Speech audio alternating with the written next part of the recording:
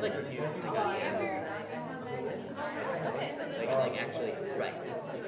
Yeah, probably, yeah, I think so. You might have, I'm sure. I should check out my reviews. I like reading through them, reading like the reviews. No, just see like stuff. And you should come through the website. Yeah.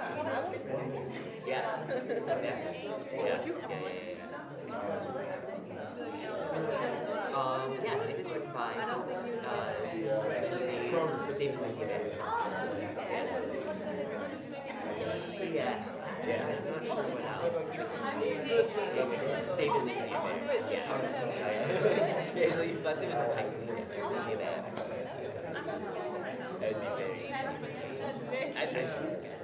very. I've seen it. Make sure.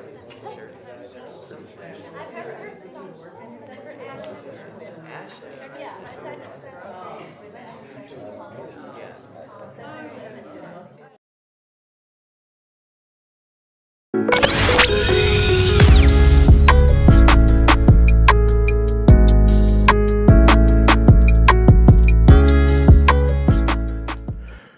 Good afternoon. Good night, everybody. Good evening. Good evening. Why am I nervous? Welcome to another episode of Society of Pop Culture 101. I am Instructor BK Spades. I'm Instructor Novocaine. Nova, you got to tell them everything they need to do for us real quick. Huh? What'd you say? You got to tell them everything to do for us real quick. Oh, I was going to say, because I knocked out my headphones when I did the first time in a long time. But anyway, please go over to YouTube, like, share, and subscribe. Make sure you guys hit follow us on Apple Podcasts, Spotify. Like, share, subscribe, leave some comments. Make sure you interact with us, and we're going to interact back on social media, Facebook, Instagram, Society and Pop Culture 101. Also, don't forget to go to www.societyandpopculture101.com, where you can find all of our episodes, older episodes, even when we were the BK Space Show. And you'll see all of our socials there, too. Okay, good deal. Okay, so on today's episode, it's a really special one. It is an episode that we've been wanting to do for like a month now. But I'm not gonna bog you down with story time on that. But the person that we have today is a writer, a public speaker. I'm using my notes. Anyway, a writer, a public speaker, the list is long, an activist, a strategic media consultant. He was the former national spokesperson for GLAAD. He's a mentor, a teacher at Tiq Milan Institute. He's been featured on Moth Stories, TED Talks, CNN, MSNBC, MTV, News Nation, and a slew of documentaries. Yes. If I got any of that wrong, correct me when you get here. But coming to the class to address the class today, we got none other than Tiq Milan. Tiq! Hey y'all, thanks for having me. Man, you sound good. Oh man, we're good. Did he get anything wrong, Tiq? No, you got it all right. I was at GLAAD, I was at Tiq Milan, activist, advocate, mentor, all that. You have a long list of accolades as well. Yes. Like a lot of awards. I do not have all of them written down because I'm not great at this, obviously. But could you talk about, before we get into that, could you tell everybody a little bit about yourself? Yes. A little bit about me. Tiq Milan, based in Los Angeles, has been out here now for less than a year. Just moved out here in February. Drove cross country from Brooklyn. Oh wow! 23 years. Now I'm here, just trying to make my way out here on the West Coast. What else about me? I'm a father. I'm divorced. I'm single-ish, kind of. We can talk about that later.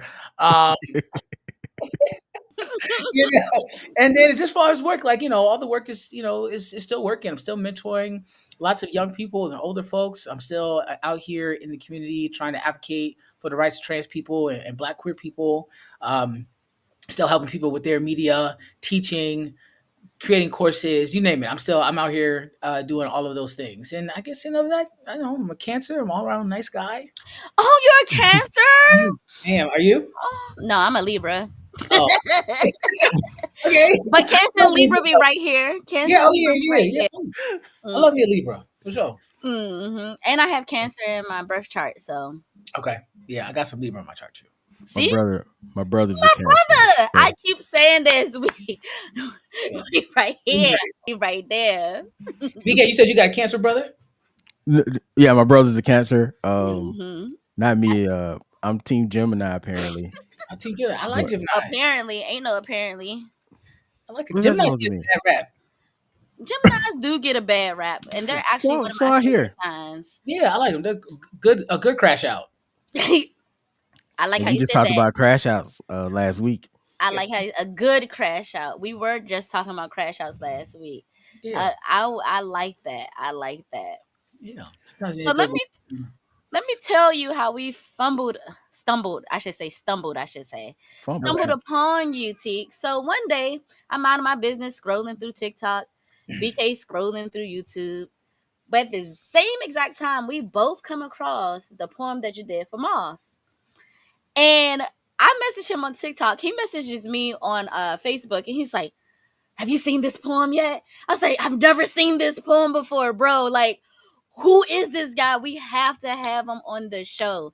When I tell you, like, it just felt like something divine had happened in that moment, because what were the odds of both of us seeing your poem, the same exact poem, on two different platforms? Mm-hmm. Both are like, we got to have him on the show. Um, this poem was probably one of the best things I've seen this year. I ain't gonna hold you. God, yeah. It was It fire. was really, it Thank was you. really, really good, Teak. Thank you so much. Like it even resonated in me in a sense, you know. As we were talking about earlier, my mom had just passed and things like that. Mm-hmm. But of course, I'm not a trans person, but I Mm-hmm. do understand, like, coming into a different type of person and having your parents and just being accepting of you. So I wanted to know more in depth. How was the dynamic between you and your mom? Um, it was really good. And thanks for listening to my story and for that leading me here. I gave it all up to my mother, because this story is really just about her. So my dynamic with my mom, it was always really good. And I laid it out in the story how I came out to her at 14, 15 when I came out her as a lesbian, and then I came out again like 10 years later as a trans man. And the one thing that sticks out to me about the love and relationship I have with my mother is that she always loved me. She understood that when you love someone unconditionally, there's no but after that. And I think that she spent a lot of her time really trying to understand me. And in that understanding, she began to understand herself in a more complicated way. Mm. Um, Mm-hmm. so I think, like, when we talk about, you're not a trans person, but I have transitions, but we all go through transitions in our humanity. We all change, we all evolve. And this Yeah. is just a big part of my evolution as a person. And I have to say that my mother and my father too, shout out to him. They both have been very, very, very supportive and very loving along the way. And that's a part of the reason why I always talk about my family. I talk about my mom and my dad and my beautiful Black family, because as a Black trans person, I come from a family of people who are very accepting. Yes. Really, it was deep. Like, I think the worst was I was probably like family gossip for a minute. Like, girl, Tink's your boy. I don't know what Mary's gonna do. What I'm who saying? I think that's about the who extent. doesn't become a little bit of family gossip? We all fall to it. Yeah, Everybody ends up a little bit, you know. yeah. You might be the gossip, but they gotta come together for an intervention. Sometimes it's you. Yeah, Yeah. Um, exactly, but yeah, exactly. but my dynamic with my mother was great. She was my best friend, and I have to say I learned a lot through our relationship, and I learned a lot about myself through her death too, Hmm. which is a lot to carry. But I carry it, and I carry it well. I mean, I miss her every day, but I'm really glad that I had her How for long has it been now since she's passed? 11 years. Dang! 11 years. It's long. Wow. Yeah, and it's crazy because when she first passed away, I didn't think I was gonna make it. I Yeah. really, I really was like, they tell you take it day by day. Hmm. And I'm sorry if this is triggering to you, Nova. I'm sorry. No, no, no. Listen, you preaching to the choir right now. Go ahead. I'm Okay, listening. okay. They tell you take it day by day. I really had to take it like minute by minute. I literally, like, time just it slowed down so slow. And it was just like minute by minute until eventually, I could like be present in life. But like those couple years, I don't know what happened in pop culture. I don't know what's happened in music. I don't know what happened. Yeah. 2014, 15. I don't know. The Just facts. completely lost. Lost. Lost. Facts. Lost I in the world. I know that feeling oh too well right now, and I love that you even said that. I hope I'm not triggering you, because some people have been just randomly triggering me, Yeah. and they don't even care. They just, they want to. It's like when you're going through the grief and things, they want to do it for themselves to make themselves feel better in a sense. But I Mhm. really do appreciate you saying that. But yes, I wholeheartedly understand what you're saying, because sometimes it's not easy as taking it day by day. You have to take it minute by minute, Yeah. because it's like, bro, it's like it's something that goes on with the brain in those first couple of months. I, Oh I yeah. lost my dad 5 years ago, Mm. so like that kind of reminded me of how I went through during that time. Hmm. So it's like, okay, but it hits different with the mama. Like, Yeah. bruh, that Yeah. was my best friend. That was my girl. That's my That was my man girl. 50 grand Okay. right there, boy. Okay. So it's like just having to adjust and everything. But yes, I wholeheartedly agree. I still send my sympathy and my condolences to you, because it's one of those things that never Same. just it's never going to change. When my mom was still here and she would talk about her mom, she's like, I miss my mom every day, and she's been Oh yeah. gone for 40 years. Yep. My mother's same thing. Same thing. When my grandmother died, my mother's missed her for decades. And Decade. I had posted something about grief before, because I was thinking about a lot of grief. I don't have a relationship with my daughter, and I was thinking about her, and I was thinking about how grief is something that we have to hold, and that we just Mm-hmm. carry with us. It's you Mm. don't ever really get rid of it. You're not going to get over it, but you gotta learn how to hold it in a really healthy kind of way. Mm-hmm. And it's just it becomes a part of you. That missing of that person is always going to be there. That space that they leave in your heart and in your world is always going to be there. But it's like, how do you continue on? How do you Yes. continue in their honor and in their legacy? And for me, my mother, and I said this in the story, is that our parents are raising us to live in this world without them. Yes, they are. Mm. I could just hear my mother now, like, I ain't raised no punks. You need to get up, You need to rise up, and you need to get to work, and you need to live right, your life and right, do it like I and taught you. live your life. And Live do your like I taught life. you. And that's the thing Mhm. that was that thought is the thing that kept me going when I Mhm. was really just wallowing in the grief. I could just hear her saying, "Get up." Yeah, I feel you on that. I feel And you. She so seems she definitely seemed like just from the little bit from the poem, and like she was really a great basis of support for you.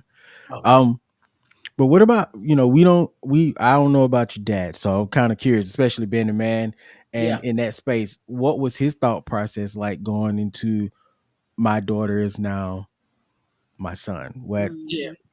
yeah. He was cool with it. Let me tell you a story how this happened with me and my dad. So I was in my transition. I hadn't had a full beard yet, but it was clear something was going on with me.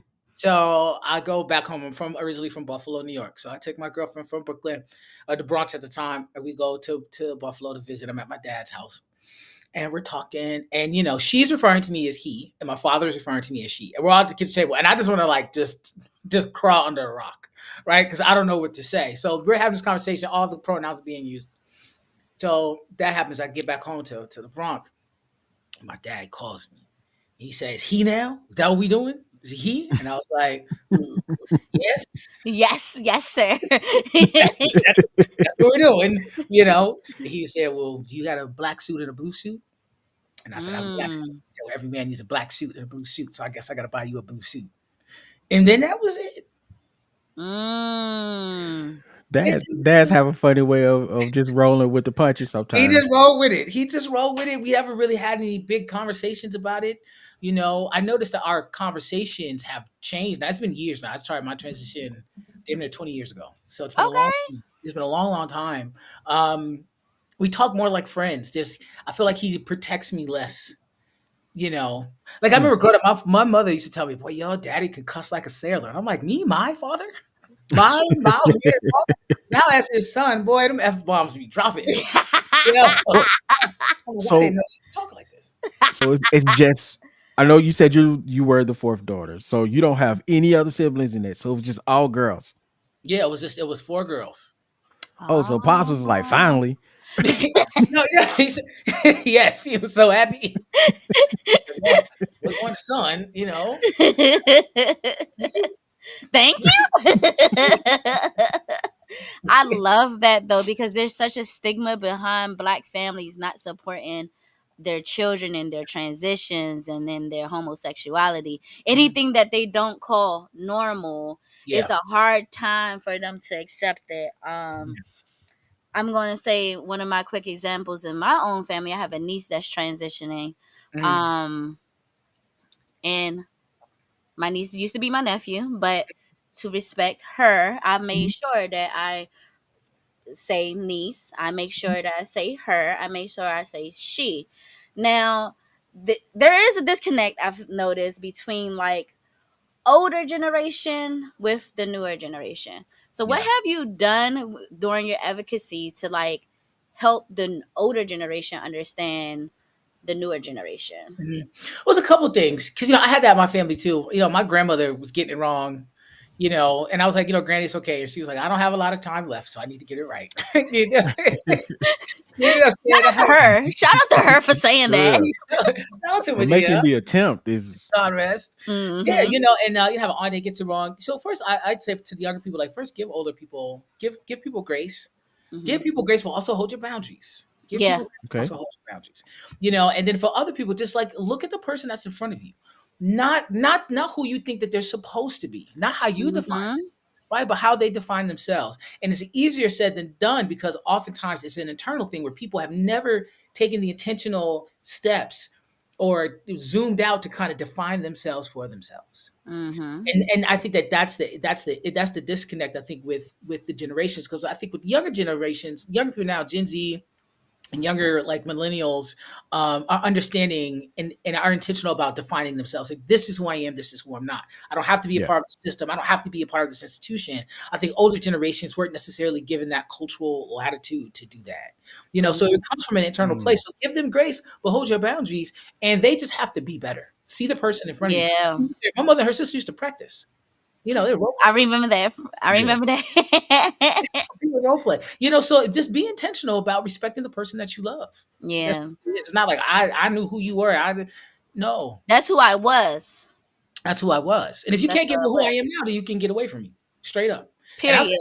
that to all the trans folks and queer folks. If you got family who are being deliberately, willfully ignorant, leave them alone. Mm-hmm. Leave them Mm. alone. Because Straight there's up. so many people that's gonna accept you for you. So many, so many. So many Absolutely. people. Yep. And Like I think, we're but in that age now where we're just finding our whole little village just out there. yeah. Like it's so much, how can I say this? So much easier because of the internet. Like you Mhm. can just go Oh out yeah. there and find your people so much easier now. So it's like you don't have to suffer in silence. No, you don't. And you can create your village, and family is what you create. They have that saying that what is it? Blood is thicker than water. Yeah. Hmm. But the whole saying is the blood of the covenant is thicker than the water of the womb, right? Oh, Which I didn't means, know that. yeah, that's the whole saying. The blood of the covenant is thicker than the water of the womb, which means the covenant, which is the promises, right? Right. So the Hmm. promises and the love that we create between us means way more than any type of blood that we may share or any kind of family name or womb that we may share. Right. It's about this. So, and I think that that's just kind of like this queering of family, right? So, like Yeah. creating a experience for yourselves. You can be related to folks, y'all can have the same name, y'all can look alike and all of that. But if they cannot respect you and for the complexity in your human existence, they don't have to be your family. And you can go and find your own family. I'm And I about to start cussing. No, no, I'm not gonna do PG, it. I'm not gonna do it. PG, But it's the fact PG that like 13. I've just never heard this before. I never heard that was the full that's the saying. full saying. That was Okay. the full saying this entire Now you time, now Teak. we You just live in dropped a the country bomb where on we me. just cut everything off to like the quickest way of saying it. Nah, you're right.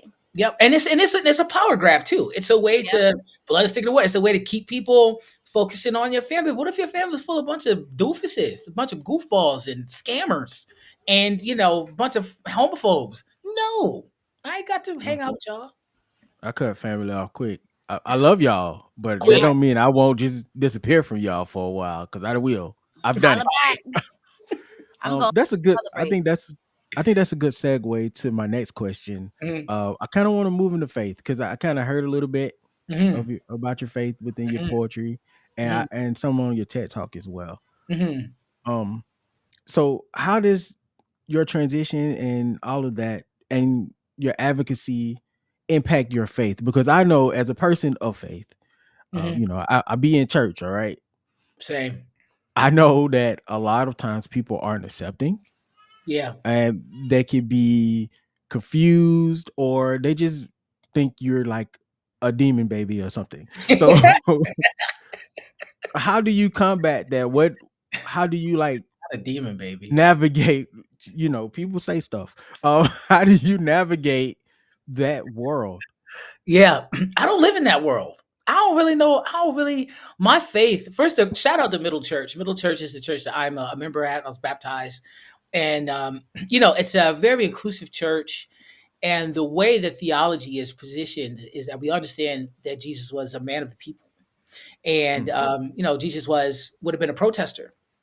When we talk about Jesus of the people, not the state, because the Romans are the ones who killed Jesus. He was killed by the state, right? But Jesus was Mhm. out there with the poor and with the downtrodden, and would be out there with the trans folks and with the poor people He and was. on the front lines. He would, So Was. my theology when it comes to being a Christian is based in that. So I don't necessarily live in that world, and I hate to see it because I think it's almost embarrassing to call yourself a Christian. You're like, no, I love Jesus and I go to church. You know what I'm yeah, saying? It can be embarrassing because Christians are so awful. Christians are we can be. so bad. And We there's definitely can be. there's no hate like Christian love. You know, Mm. Oh and man. I've seen that a few times because this idea that people use Christianity as a way to justify their own bigotry, right? Yes. And use this idea of like Mm, the God of judging and all, and a part of the theology, there is a lot of judgment in theology, and there's a lot of the dogma around like saving souls and all of these things. But when you get down to like the red letters, when you get into the red letters, when you get into the word of Christ, it's a whole different thing. Like I really believe that God is just love, and Jesus was a personification of that, right? Mm. And they say like God is love and just love each other, period, which is the tagline for my church. It feels hokey and it's an oversimplification, but the thing is that if we show up in love and our love in action for all people, then we are living like Christ's virtue. Because here's the thing: the two greatest commandments we have, right, is to love God with your whole mind and your whole soul, and to love your neighbor as yourself, right? And I mm, can't I can't really wholly love myself if I don't understand the divinity in me. If I don't Mm. love God with my whole mind and my whole soul, then I can't love myself. And if I'm supposed to be a conduit of God's love, then I have to love my neighbor. And my neighbor is everybody. And yes. even Christ taught us that. And that's one of my, and I'm trying to get not to get too churchy, but like one of my favorite stories in the Bible is the story of the Samaritan, right? And you know that story of the Samaritan. So it's The nobody. Samaritan woman. What happened? The Samaritan woman. No, not the Samaritan woman, not that one. It was the Samaritan man, and he was walking to, I think he was going to Jericho. I don't know. I just made up. Oh, Maybe he's going to Jericho. He's going someplace, and I he know. was I think I walking, know and something. he got beat up. He got beat up and robbed by a bunch of hooligans. He got beat and robbed by a bunch of hooligans, and everybody was walking past the Samaritan because he was a Samaritan. He wasn't a Jew. He wasn't. Of these groups.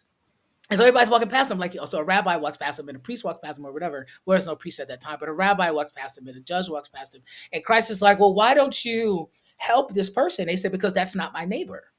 No, because that's not my neighbor because they're different from me. And Jesus was like, nah, Shorty, that's not how that works. That's not Mhm. how that works. Anybody that you see in need, anybody that you see is broken or is homeless or is hungry, then this is your neighbor. Your job as a person who follows Christ is to bestow love on everybody. No, Mm. and that's the kind of thing that fuels me as a Christian. Not this Christian nationalist. Jesus ain't some white boy up in the clouds from Arkansas. You know what I'm saying? That's not what this Yeah. is. Right? Jesus is a brown man from Palestine, okay, who was a Jew and who was a product of a teenage mother. Mhm. Let's understand like exactly the human behind who Jesus was, the humanity of Christ, and also like the historical context. So anyway, that's just a long way to say that the bigots and the Christian bigots really don't have an effect on me. They don't affect how I show up, and it doesn't affect my relationship with God at all because I have a different relationship to Christ and to God and to theology than they do. And I think that my It way is. is. Mm, It I is. dig it. I was waiting on you to say Jesus is woke. Yeah, On the low.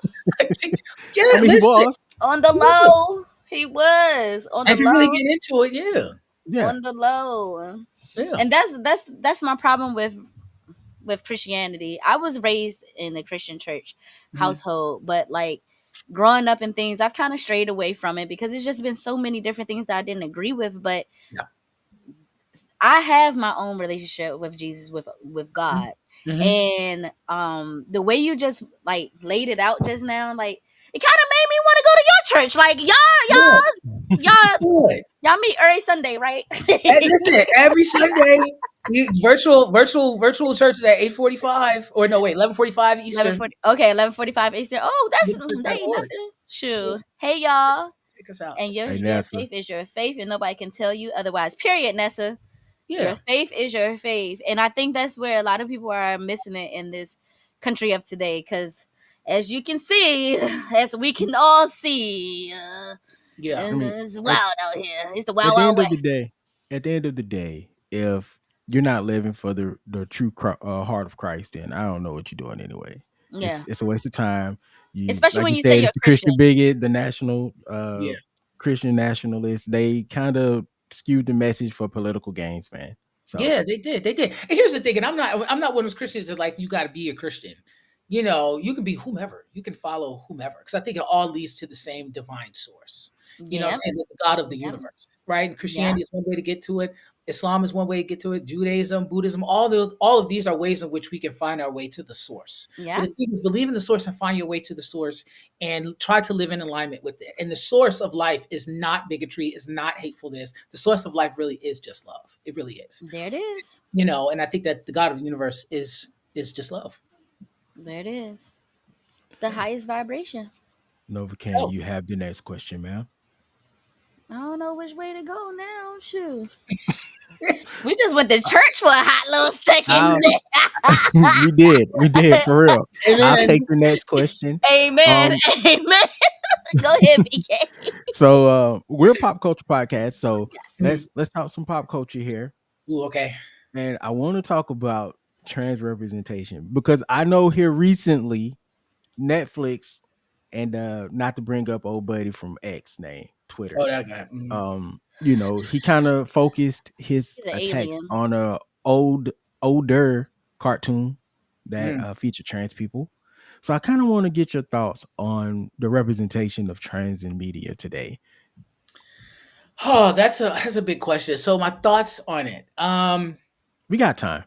Here's the thing. Let me just back up a little bit.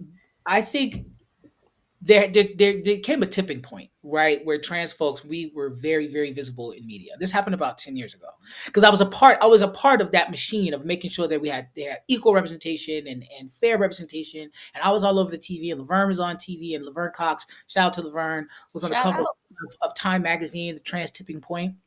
That visibility, the pendulum kind of was swinging, so it kind of got very visible, and the reaction to that was severe, right? Because people could not understand like why we were existing. So I think, to your point, I think that the trans representation in media of has been better because of the work that we've been doing over the years. I think Mm-hmm. we have more stories, have more complicated stories in media, but the fact that trans people are visible is a part of the reason why we're having this hateful legislation, this hateful backlash right now. And it's not necessarily because I think there's a couple things that's happening. First, people are like, where are all these trans, where do these trans people come from? As if that we are some hiccup in the culture, like I was about to just say that. we're the Yeah. result of Y'all something. been here. Yeah, Y'all they've been been here here. the entire time. Thousands of years. We're human beings. Like trans people have existed since the dawn of time, right? Mm-hmm. There's that, but then also the representation of trans people has really become a political football, because it's a really great shiny kind of weird object for people to look at, so that they can be distracted from what is really going on. And also, I think that taking away of trans people's rights, and he's creating these really awful and violent propaganda campaigns against a population of people who are only like 2% of the world's population, is a litmus test for them to do it to other people. So it's like, start Hmm. most vulnerable first. You're going to start with trans women, particularly trans women of color and disabled people. Trans people. We're going to start with those folks first, to see how the culture is going to respond to picking on this minority group from taking away their rights, for how much they're going to believe this propaganda campaign, so then they can move on. So then you could do this to women, you could do this to disabled people, you can start to do this to black people, and we are seeing that. So the erosion of like human rights for all of us really started with the propaganda campaign against trans people. And this is something that has been very deliberate and very intentional. So I think what's important right now is that for trans folks not to be just in front of the camera, but for us to be behind it, to making sure that Mhm. stories, you know what I'm saying, that we are making sure that we are represented in a way that is complex and that is full of love and joy and complicated emotions. And we're continuing to, fight for our rights to exist. And I think the second part of that, when it comes to representation of trans people, we don't see a whole lot of trans masculine representation. There's not a whole lot of talk about Mhm. masculine people with trans men. You know This is very true. what I'm saying? Because when they talk about bathrooms, they're not talking about me, right? Nope. My boy Caden, Yeah. shout out to Caden. He was just on it's a local news show in Houston. Well, then in Texas they just filed this law that says they can fine you $125,000 if you don't go into the bathroom that is aligned with the gender that's on your birth certificate. Really? Yeah, they just passed it. They passed this law in Texas. So, One of them states I'm never moving to. I keep on telling Yeah, I don't never everybody. want to go to Texas. I don't I ever want to keep move on to telling and Texas. everybody. if anybody from Texas is listening, Texas sucks. Yes, So it does. it sucks. I Sorry, don't know. Nessa. Sorry, Nessa. I ride through. I ride through some I'll places. visit. Real Yeah, quick, but lock the doors right through. But no, but so they just passed it.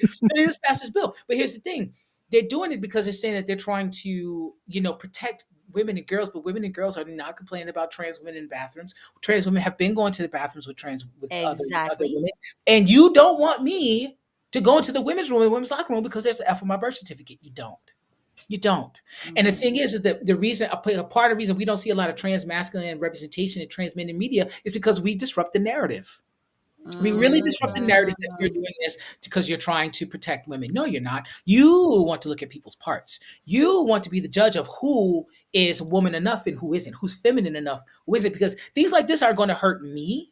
They're not necessarily going to hurt, because I'm a cis passing man. People think I'm a cis man all the time. I know trans women who pass for cis. This is going to hurt non-binary people.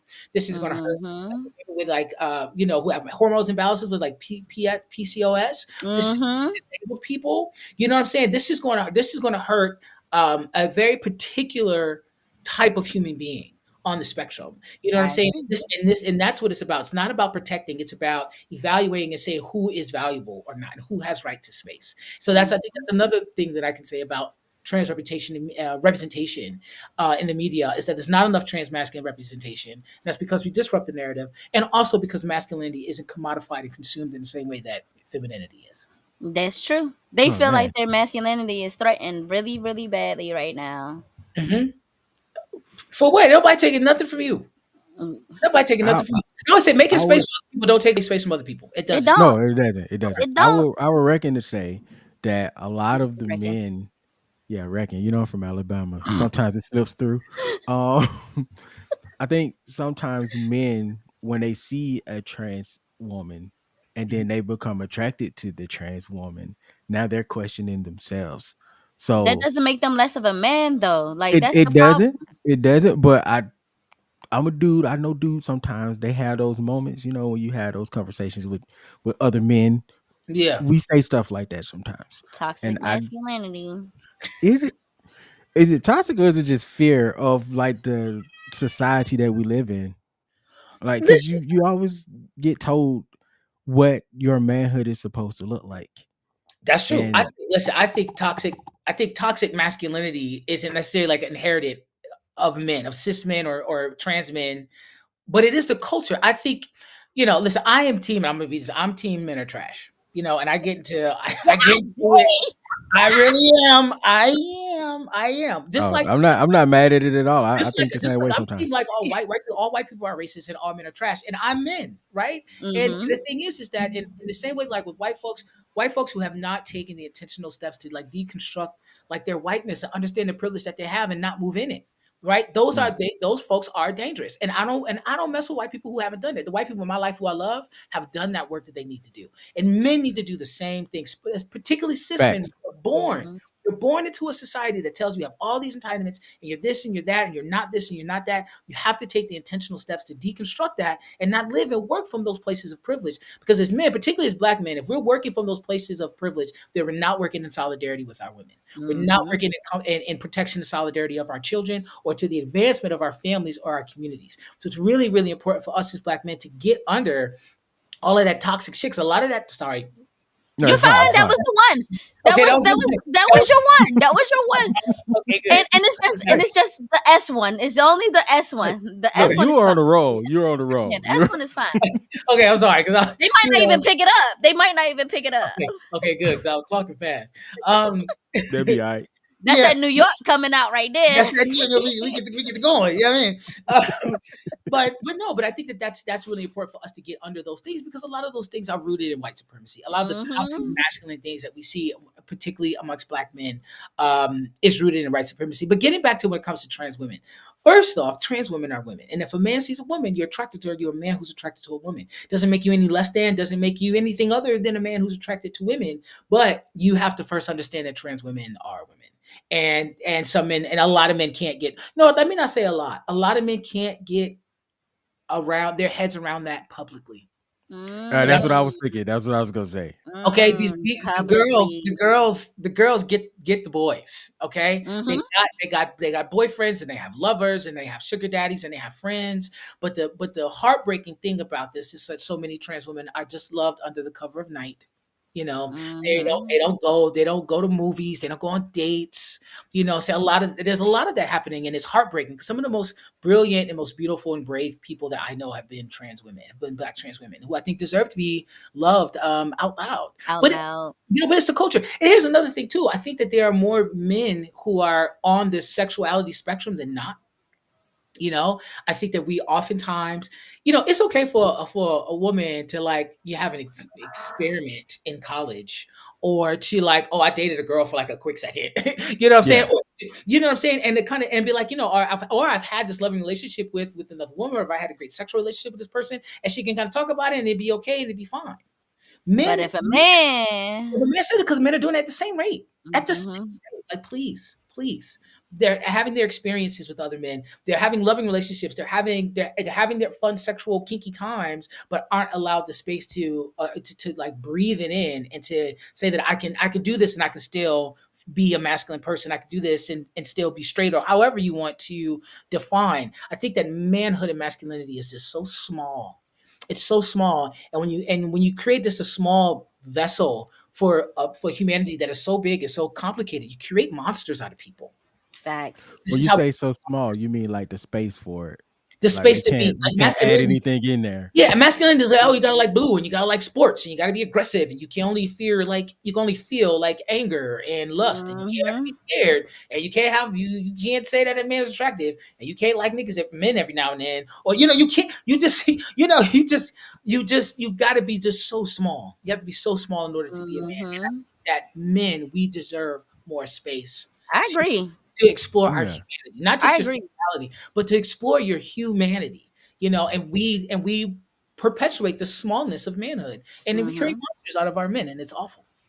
I mean, it's I agree. literally in everything though. Like, in our music, is in Yep. our media, movies, TV Yep. shows. Everywhere, If you go to everywhere. your friend and be like, "Yeah, I think I might be gay," and then now the whole school knows. Speaking Yeah, in terms of high school and stuff Yeah. like yes, that. So Yeah. now you peer pressured into being yeah. who you're not, or But the thing is or that hiding those feelings. and I think you talk about earlier how they were trying to do that boycott of Netflix because of a trans character on a cartoon, right? What cartoon was this anyway? Man, what was I that? I don't even know the name of the cartoon. I never even heard I of saw it. I saw people talking about it when I came back on social media, but there's always fake outrage going on. So I It's just Yeah, people, you pick and choose your battles, and it's just so easy to pick on the trans folks because trans folks are such an other. It doesn't allow you to really look in the mirror at yourself. So we're talking about the messages that we're giving to young people, particularly young men. Just listen, you listen to hip hop right now. It's all about me. I'm better than you because I got more money than you. yep. I don't, me. We don't love these women. We love this money. I'm married Mm-hmm. to the streets. I Yep. It's all All the about drugs they use, yeah, all drugs and infidelity, and mhm. it's just there's no love. There's no There's love. no love. There's None. no None. love. None. It's just None. lust, and it's just sex, and it's just competition. You got black men competing against each other. You got black men competing against women. You got nobody showing each other love. But you worried about trans people? You worried about the representation that I have? You need to be worried about the representation that we're perpetuating to each other, because it's those kinds of Mhm. things that create toxic men, that create Mhm. toxic femininity, that create this poison in our communities. Is where we're going to pick and choose because we're not brave enough to look at ourselves. There it And is. that's the thing. Y'all can look at trans people all you want, but don't want to look at yourself. I had to look at myself not too long ago, a couple of years, maybe it might have been either last or a year before last. I was advocating really heavy for men to be more open about their sexuality Hmm. because there's so many I feel like there's so many bisexual men, and then during that time, I had like 5 men come out to me, Hmm. friends, cousins, Yeah. whatever.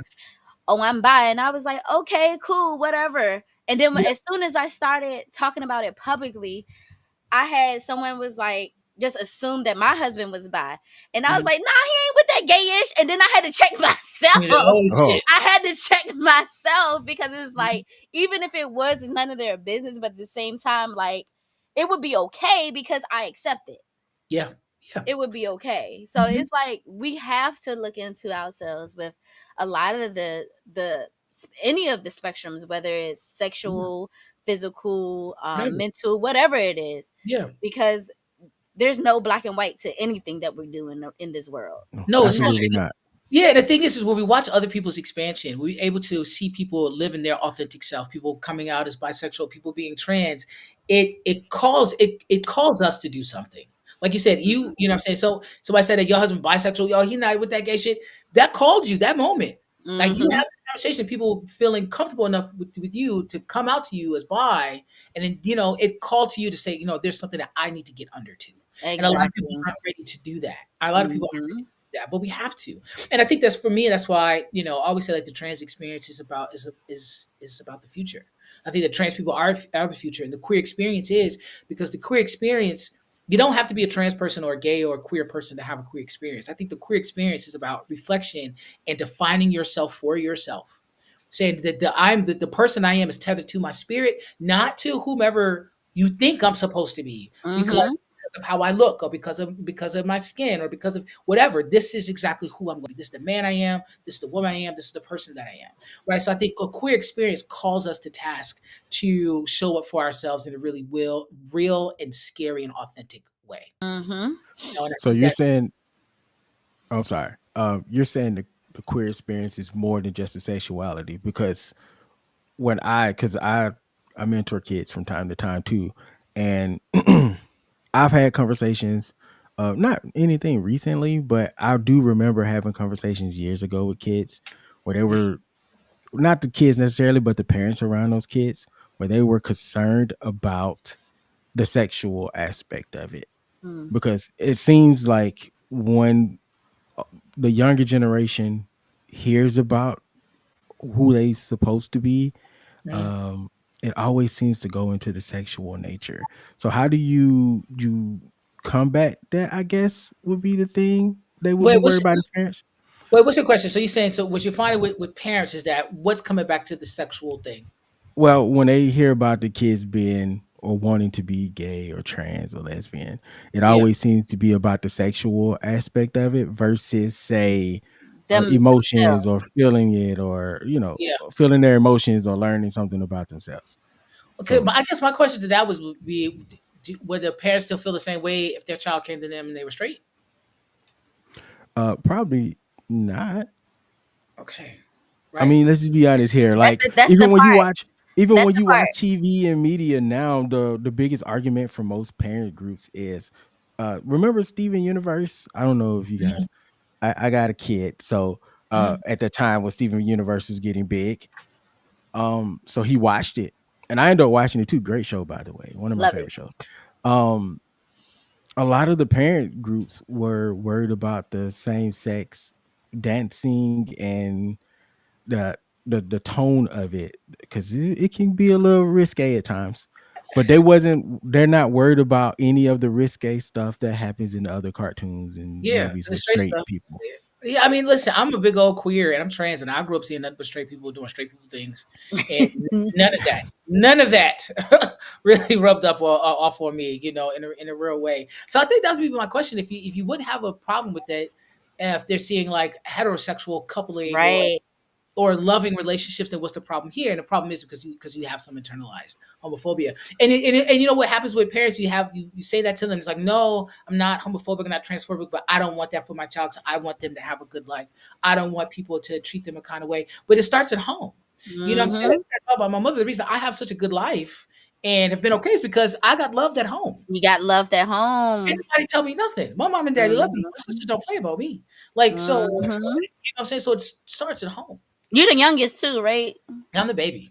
Mm-hmm. It's a good So they position to be in definitely, as a kid, you know. nah, facts. Facts. Facts. This is facts. And True. that's what is going to change. I feel like that what changes anyone's experience out here in this world is that, because even with me growing up and making these friendships and talking to my parents, I realized that they weren't raised on, a lot of people weren't raised in that love. They weren't. Their parents were not loving. They did not care to the core. They may have cared, like, okay, they don't want them to go out there and do some crazy stuff or whatever, but Mhm. to mold them into a good person, a Right. lot of parents did not care about that. No, no, they don't. And you know what? When I first came out to my dad the first time as a teenager, he said to me something to the effect that, you're going to tell me who you are. It's your job to tell me who you are. It's my job to tell you how to be the best of you in this world. That's I it. like that.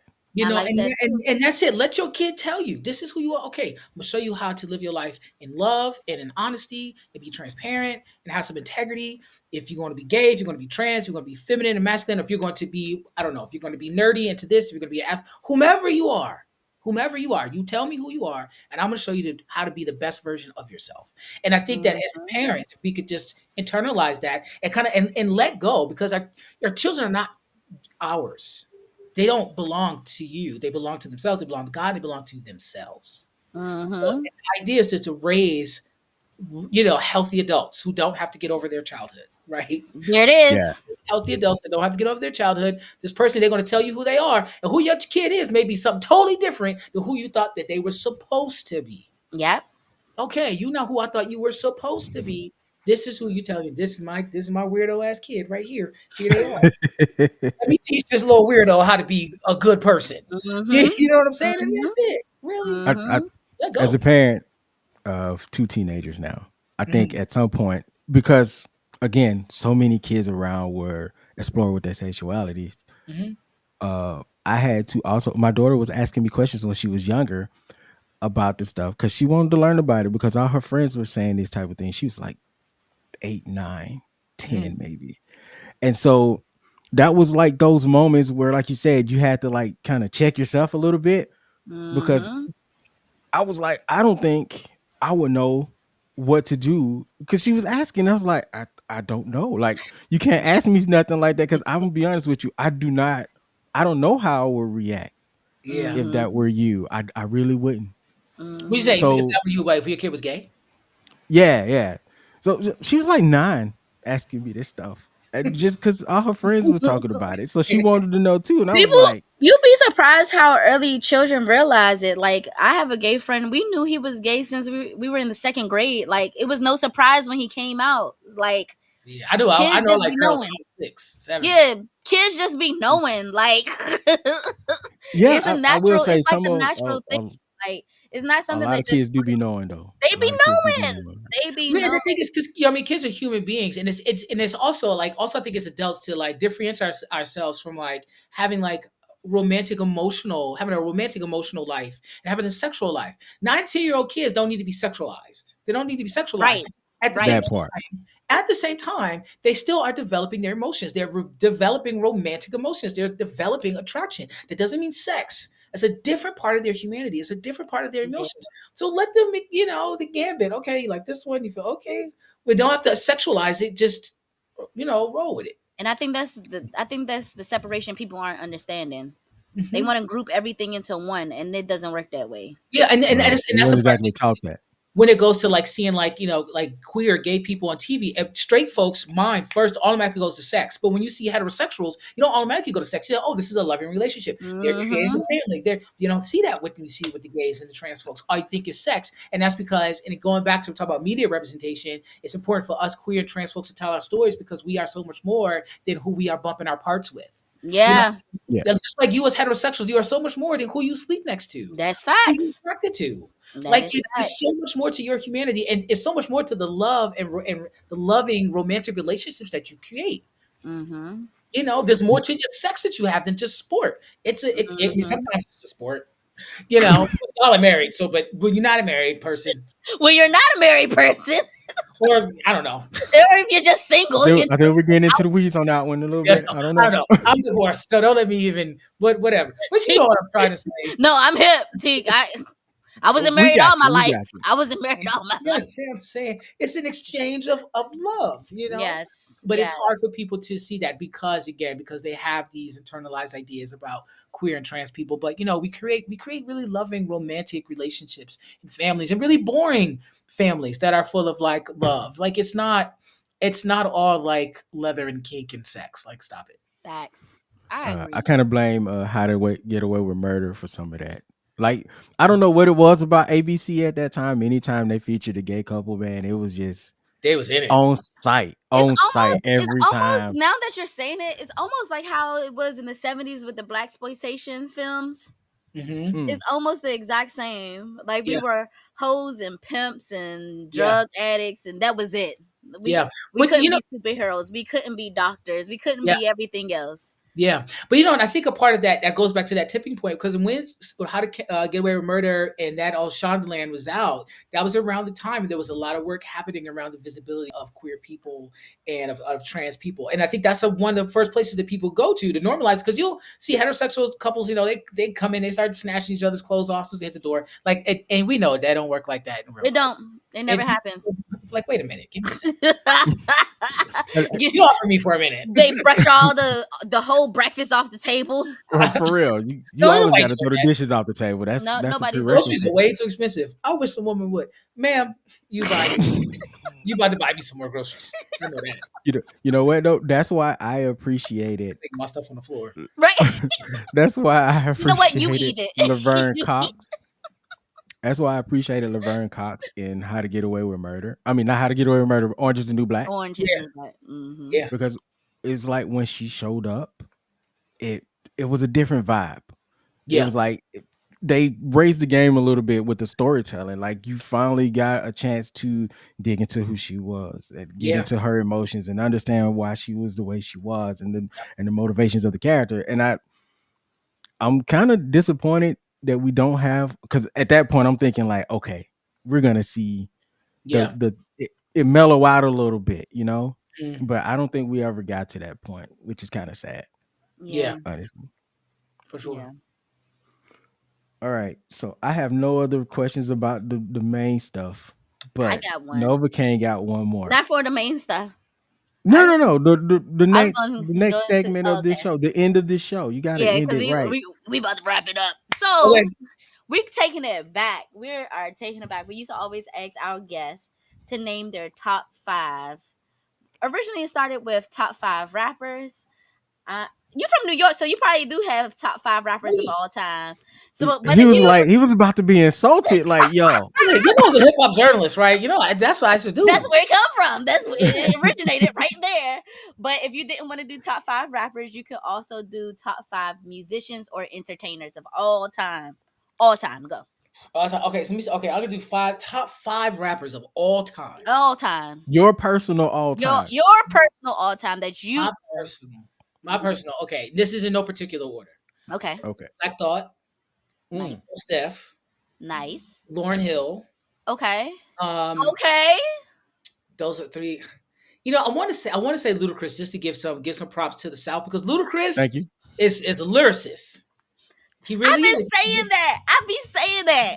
People be That man, sleeping on that him. man So got butter in the voice. come on now, Ludacris is the man. And Conway the Machine. Shout out to Conway. Hey, He's a major rapper. Conway. Yeah. Wait, was that 5? That was Let me 5. see. And then I remember all the Wu Tang. All of all of Wu Tang. Yeah, Wu-Tang. that's the honorable mention right there. Yeah, boy, I all feel night. like He I said feel Black like you Thought. have to say Wu Tang. You Like gotta it's say Wu you Tang. got to say Wu Tang. So you said Black Thought, Most Def, Yep, Lauren yeah, yeah. Hill, Ludacris, and And Conway the Conway, Machine. Conway the Hey, Machine. shout out to Conway. I love me some Conway. Yeah, Yeah. Conway is married to my cousin. Hey, shout Really? out cousin. Yeah, shout out cousin. Oh, so he has to be on the He list. got to Like, be on the Yeah, of list. course. Sorry. can you Yeah. imagine going? Can you imagine saying that and then going to like a family dinner and he's looking across the table like, oh, so I ain't know your top five. No top five for me, cuz. No That's Yeah, sir. how we rolling right now. he had that distinct grimy like buffalo sound He that I really, does. He it's does. He no. has. I was telling my brother because he's the one that put me on to Griselda, Hmm. and I was telling him that like it's something fresh about them when he first put me on. I was like, it's something fresh, it's something new, it's something different, but it's also something that feels natural in the order of like rap music. Like Yeah, I yeah. I hate the state of rap right now. Me I'm not a too. huge fan. I'm not Yeah. a, And I like Conway because Conway make like grown man rap. You know what I'm right. saying? Like I'm in my 40s, so some of the stuff these kids be talking about, I don't understand. First, Mhm. I can't understand it. That's the important Here's part right there. it. You know What what are I'm they saying? saying? What are y'all talking about? What are y'all Mm. talking about? But he really like the rappers that I like. I really have really understand like the element of storytelling. You know, Hmm. he's a great storyteller. Lauren, Most Def, Black Thought, they can really tell you a story in a way that makes like black people in hip hop so brilliant. Yeah, I agree. I Yeah, like that. for sure. Now I want to know what your thoughts are on like Jay-Z, Oh, Biggie, Pac. That's it. I loved all of them. I'm a kid from the '90s, so I loved all of them. Now, just Biggie, love Biggie. You know, Big was an amazing lyricist. However, Biggie was an awful person. He was that's what abusive. I'm starting to find out. Yeah. He was, I mean, like bad. Like he was I'm bad. s- I've been learning for like the past 3, 4, 5 years now that he was not a great human He was being. not a good guy. He was not a good guy at all. He was not a good guy at Mm-mm. all. This kind of sucks. But aside from his humanity, I think as an artist, he was an exceptional artist. And so was Jay Z. I love Jay. You know what I'm Mm-hmm. saying? I got a lot of love for Jay, but he too, he's become a little bit compromised in He's his a little questionable too. yeah. Once you become a billionaire, it's like, can I even trust you? Because why Mm-hmm. you got that Okay, much money? touche. Yeah. Why you got that much money? How you got that much money? How did you get that much money? No, I don't How trust did you. you? How? What are you doing? What are you What? doing? Ain't Nah, that much crack in the world? nah. Who What's had that? to die for you to get that much money? Whose soul did you have to sell? Who did you have to exploit? There's a lot of questions, Too many questions. You got that much money. I ain't playing with you. I ain't messing with you, Playboy. especially if if you weren't born into it. Like, That don't make sense. It's how too did much. how did it happen? What's Yeah, too going much on? is never too much. If somebody got too much of something ain't right. It I took us feel a you. while, but we rolled back into conspiracy theory of the show. It took us Hey, about 3 episodes to get back here, but we hey, got back here. We don't made it. you get me started, BK. Because when Beyonce dropped that line, like y'all corny with that Illuminati mess, everybody left it alone. Everybody left it alone, but Everybody did left it they? alone. Little Jedi I mind trick. mean, And I love me some Yonce. Me Yonce, I too. love me some Yonce, but I be But, questioning. but I think there's outside like the conspiracy theories. Like I don't know if there's skull and bones and Illuminati and all of those things. But for you as a capitalist to be a capitalist and to amass that much money, large swaths of people have had to be exploited. Yeah, that I People agree. have lost their lives. touche. Whether it's people on the continent. There are people who Hmm. have lost their lives I because agree. you have $1 billion and you have $1 billion and you could take 50 million of your 1 billion and probably really put a dent into homelessness, into education, to all of You these can do things. anything, You but could you could change the world, but you're just hoarding all of your money. I don't know if that means you my people. I don't care if you chase me or not. You know what? Good point. Good point. there it Good is. point. Yeah. There it is. I'm scared to bring up Jay-Z anymore after Don't that. be scared. I like Jay. Are you a Jay Z fan? I like Jay. Yeah, Oh we yeah, both like Jay Z. I'm a Jay-Z fan. I'm We a like Yeah, Jay-Z his I fan. like Jay. music. Jay-Z Listen, Jay-Z's in my top 5. Ghostface, Slick for Rick, sure. Yup, Slick Rick. Yeah, for sure. Dre, Amazing storytelling. Andre 3000. Yeah, Finish Andre out. 3000, amazing. Yeah, that Outcast album, the first one, that double album. Oh man. Hey, The hey. double That album double was album. Did anybody listen to what's the name's album though? Let's just like no shade. Who? Big Who? Boy. Big Boy. Was you listening to that Big Boy album? The double album that came out. What was it? The Hey, Love Big Below Boy. and Speaker Box. Speaker 5 Box. songs. Mm-hmm. Like 5 songs Yeah, there's a few. off Big Boy, but the rest of it I was You was on the Love 3K. So. Below. Mm-hmm. Oh man, Love Below was just that It was something sonically about it. it was different. Yeah, Gorgeous album. yeah. I The still way Yeah. listen. that I love a good flow for an album, and it just flowed. Like Mhm. I love it. Yep. I love it. Yep. Either Now anybody he But listen we listens to Big to Boy. whatnot. He could go and hang that up. I listened to that his flute album. Was it a flute? Whatever he I was listened playing. to the flute. I listened to the flute. I did listen to it. It's not my thing.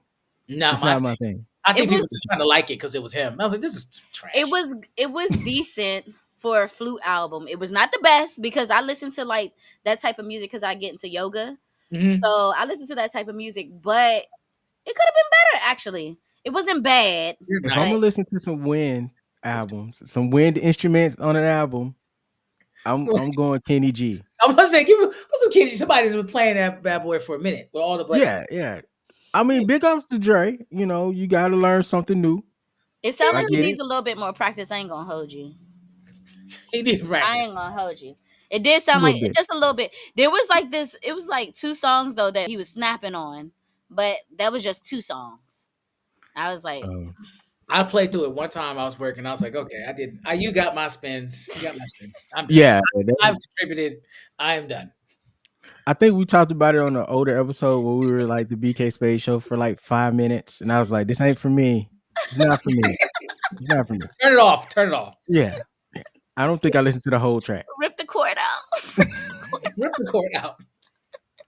Throw the CD away. I don't know. Whatever it is. Is there an artist? Can we end on a positive note? Is there anything Oh positive? yeah, T. Do you have anything coming up? Anything that you Oh, want to good talk one. about? Oh, what I got coming up? Let's see. Well, I got a bunch of speaking gigs coming up. Some of my corporate works. I do a lot of corporate engagement. So I'm speaking at a couple corporations in the next couple months. But I also have a public speaking storytelling course called The Resonant Voice, louder for the people in the back. So this is it's an in-person live 90-minute workshop that people can do with me. They can do it for 6 weeks, or they can do it for just 1 week. And it's one-on-one with me. And I'm teaching folks how to be good public speakers, how to write speeches, how to write micro speeches, how to Nice. find their voice. We talk about like how to get through. We talk about the psychology of fear and how to work past your fear. Because 77% of people name public speaking as one of their top fears. So this is a huge thing for people. And for me, it's really important to do this work, not because because I'm good at it. I know how to teach and I know how to. I'm a good public speaker. But I think it's so important for all of us to have a voice. You're an amazing public speaker. Okay. Thank you so much. All right. Thank you so much. Take my class. I am. If it's virtual, I'm in DC, so Yeah, it's virtual. I'm creating modules now so that they can be self-paced, so people don't okay. have to meet with me. They could purchase it and they can do it at their leisure. But I think it's important because I think it's important for all of us to have a voice right now. Where we're seeing the erosion of institutions, and we're seeing the erosion of systems, and we're seeing so many propaganda campaigns. It's important that people be able to speak back to it and speak back to it in a way that's structured and that's concise and is clear. And I know how to teach people how to do that. So I have that I'm doing for the people, and I also do emotional intelligence and inclusive communication, like workshops and lectures too, for like my corporate clients. So if any corporate people out there and you want me to come talk to your people about how to raise their emotional intelligence and create systems of inclusive communication, I'm your guy. I'll come in and get your whole team together. Okay. I love it. Cool. I like that too. I might have to jump into one of those classes myself. Yeah, man. Yeah, come check me out. I like it a lot. How can we sign up? Yes, go to tiqmilan.com. You go there. All of my offerings are there. You have a Resonant Voice is there. My Future Fluent, which is my corporate offering. Also, I'm doing gender doula work. So the gender doula work is really working with families who have trans children. And for people who may be older and they're transitioning and they want some guidance, some shepherding around the social transition. Like, what does that look like? How do you hold space as an ally? How do you transition into this world as a healthy person? So helping people with that as well. So it's less clinical and it's more like mentorship and guidance. So I'm doing the gender doula work as well. So all of that is on my website, tiqmilan.com. You just find it, click enroll, click contact, and then I or my team will get back to you. Nice. Do you sleep? Barely, like 5 hours a night, man. Like 5 hours. Do you nap? You get any naps in during the day? I did. I took a little nap before this. I've been up since 4:30 and I was working and doing a bunch of stuff. I took a little 45-minute right before this. Okay. Now I'm good to go until like midnight. Okay. All right. sure. I'm learning that Well, nap is lifesaver. Like Life. lifesaver, bro. man, Hold on. I I'm got sorry. to get that good nap on Sunday. Like on Sundays, the nap, the midday nap. Yeah. Listen, right after church and Amazing. right before football start, I'm gonna nap real quick, and then I'll watch football for the rest of the day. That's it. All One right, of them. we got to end it. So I want to thank you for coming through. Yes. Tiq Thank Thank you. you. Milan. This Thank y'all for was, having me. This was fun. oh Yes. man, this You was coming back. amazing. Coming back. We Yeah. definitely got to do this again because, like the hip hop conversation, Oh, I we could kind go of We want there. to. gonna dive into that. We could go. I do That was want to that was dive where I into started. it. I was doing hip hop journalism for a long time. That's my first love. Oh, okay. Yeah, but then I had to transition. I got real butch, and people didn't know how to respond to me at hip hop parties and celebrities. That's a whole nother conversation, though. It's a whole nother Oh, we You gonna talk just about that next so time. so many stories, just so much. It's so much. There's a I lot. dig it though. I dig it. I like it. Word. But again, thank you for coming through. We Thank definitely y'all had for a having me. blast talking to you. For sure. Um, I have been instructor BK Spades. Oh, Nope. I gotta say the line. Don't forget to like, share, and subscribe on YouTube, Facebook, Instagram. Make sure you leave those comments. We're gonna interact back with you guys. Don't forget to uh follow us, like us, and also comment on Apple Podcasts and Spotify. Amazing. Oh, and www.societyandpopculture101.com, where you can find all of our new content, some of our old content, and all of our social media. Awesome. yeah. I seen y'all asking about merchandise, and I'm gonna get on that. I promise. I know I promised that like 6 months ago, but it will happen. But anyway, I have been instructor BK Spades. I'm Instructor Novocaine. I'm Tiq. Thank y'all. Thank you, T. Thank y'all Thank for you, coming through. T.